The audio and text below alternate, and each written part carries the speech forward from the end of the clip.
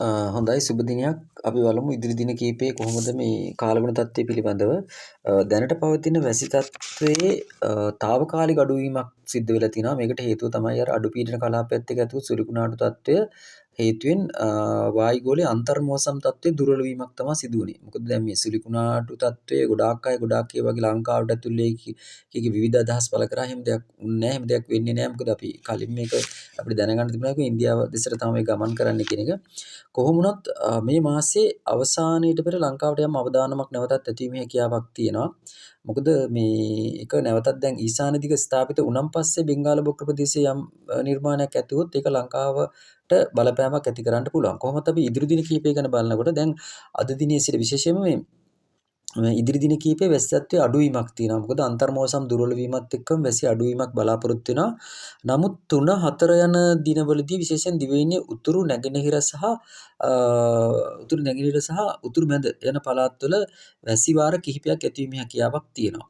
සාමාන්‍ය වැසි ඇතිවීමේ හැකියාවක් තියෙනවා 3-4 යන දිනවල.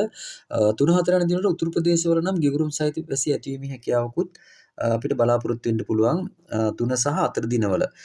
කෙසේවත් 4 මේ දින කීපයේ සුළු වශයෙන් දිවයිනේ ප්‍රදේශ කීපයක වැසි ඇති වුණත් තද වැසි ඇතිවීමේ හැකියාවක් නැහැ. නමුත් මේ දැනට පවතින මේ කාලගුණ තත්ත්වයේ කැපී පෙනෙන වෙනසක් අපිට 6 වෙනිදායින් පසු බලාපොරොත්තු වෙන්න වෙනවා. මොකද 6 සහ 7 යන දිනවල විශේෂයෙන් 7 වෙනිදා වෙනකොට අපිට බලාපොරොත්තු වෙන දිවයිනේ බොහෝ ප්‍රදේශවලට නැවතත් වැසි ඇතිවීමක් බලාපොරොත්තු වෙන්න ලැබෙක අපර භාගයේ තමයි වැසි ඇති වෙන්නේ.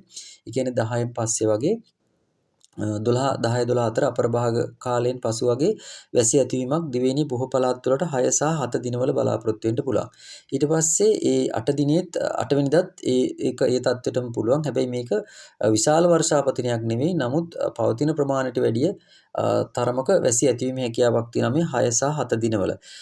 මීළඟට මේ 6 7 දිනවල අපි ඉදිරි දිනේ මම ගෙනෙන්න බලාපොරොත්තු වෙනවා. සමහර විට බොහෝ දුරට ඉඩකඩ තියෙනවා. මොකද ඊශාන දිග මෝසම් ස්ථාපනය වෙනට ආසන්න බැවින් නැවතත් වායුගෝලයේ බෙන්ගාල බොක්ක ප්‍රදේශයේ කැළඹෙන ස්වභාවයක් ඇතිවීමේ හැකියාවක් අපිට ඇති වෙනවා. මොකද මේ මාසේ මැද වෙනකොටම ඊශාන දිග මෝසම් ස්ථාපිත වෙන්න ඕන. අපි දැන් 6-7 තමයි මම කලින්ම සඳහන් කරේ ඊශාන දිග මෝසම් ස්ථාපනය වෙන්න තියෙන කාල සීමාව. නමුත් මේක පොඩ්ඩක් පහ වෙලා 14න් පස්සේ වගේ ඊශාන දිග මෝසම් ස්ථාපිත වෙනවා. මොකද ඊශාන දිග මෝසම් ආරම්භයට පෙර කාලයේ හින්දා බොහෝ දුරට බෙන්ගාල බොක්ක ප්‍රදේශයේ නැවතත් කැළඹිලි කාල ස්වභාවයක් ඇති වෙන්න පුළුවන් 7 වෙනිදායින් පසු දිනේ. ඒක අපි ඉදිරියට ගෙනීමට මම බලාපොරොත්තු වෙනවා.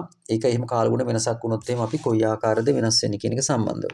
හොඳයි මම ඉදිරියට මම මේ ප්‍රදේශය තුල මම වර්ෂාමානයක් සහ වර්ෂාපතනයත් කොයි ආකාරද කියන එක මම මේ වර්ෂාපතනය වෙන සටහන් කරන්න බලාපොරොත්තු වෙනවා. මොකද වර්ෂාමානයක් කියන්නේ ලොකු මුදලක් වැය වෙන එකක්. කෙසේ අපි ඒක සාමාන්‍ය ආකාරයට සකස් කරහෝ ඒක බලාපොරොත්තු වෙන අතර අපිට ප්‍රදේශයේත් එක ගණනය කිරීමක් කරන්න බලන් කොපමණ වර්ෂාපතනයක් ලැබුණාද කියන එක සම්බන්ධව. හොඳයි මාගේ channel එකත් එක්ක විතරම සම්බන්ධ වෙලා ඉන්න දන්න අයට මේක පොඩ්ඩක් share කරන්න උදව්වක් වශයෙන් මොකද හැමෝටම සේවයක් කරන්න බලාපොරොත්තු වෙන නිසා. හොඳයි ස්තුතියි සුබ දිනයක්.